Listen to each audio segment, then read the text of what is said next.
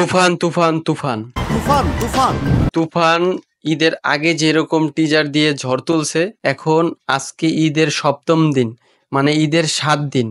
এখনো যদি আপনি তুফান না দেখে থাকেন, তো আমি বলবো যে ভাই আপনি মিস করছেন অনেক বড় একটা জিনিস।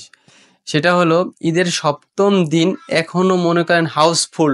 বুঝতে পারছেন আমার কথা? ঈদের 7 দিন এখনো হলে হাউসফুল, টিকিট পাওয়া যাইতেছে না ভাই।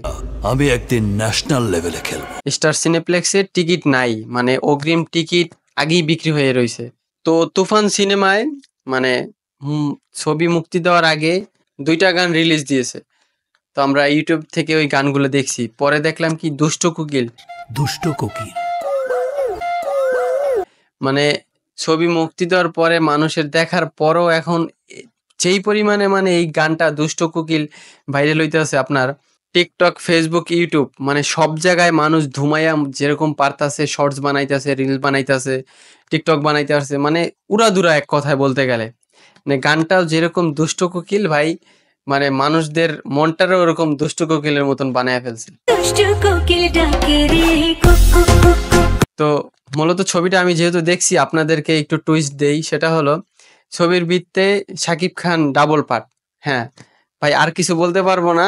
যদি আর কিছু বলতে চাই সেটা আমার জন্য বিপদ হবে, কারণ সাকিব ভাই আগেই বলে দিয়েছে যে এই ছবির কোনো কাহিনী যাতে পাইরেসি আমরা না করি।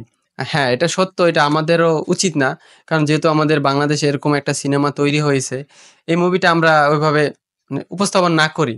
আপনারা হলে যেয়ে দেখেন, তাহলেই বুঝতে পারবেন যে ছবিটার আসল মজা। তবে আমি এতটুকু বলবো যে শাকিব খান ডাবল পার্ট, কিন্তু ডাবল পার্ট হইলেও মানে পরিচালক রায়হান রাফি এত সুন্দর করে ছবিটা ফুটায় তুলছে ভাই, মানে এক কথায় অসম। এখানে নায়িকা থাকবে 2টা, মানে প্রথম চ্যাপ্টারে আপনাকে দেখাবে জীবনের শুরুটা, দ্বিতীয় চ্যাপ্টারে শুরু হয় যে একটা ছেলের মানে খারাপ হওয়ার পিছনে একটা মানে তুফান আর কি, ঝড় তোলার পিছনে আসল কাহিনীটা কি। যখন আপনি মানে মুভিটা দেখবেন ভাই, এটা তখন বুঝতে পারবেন যে আসলে মুভিটার ভিতরে কি সুন্দর করে ক্যারেক্টারগুলো তুলে ধরা হয়েছে।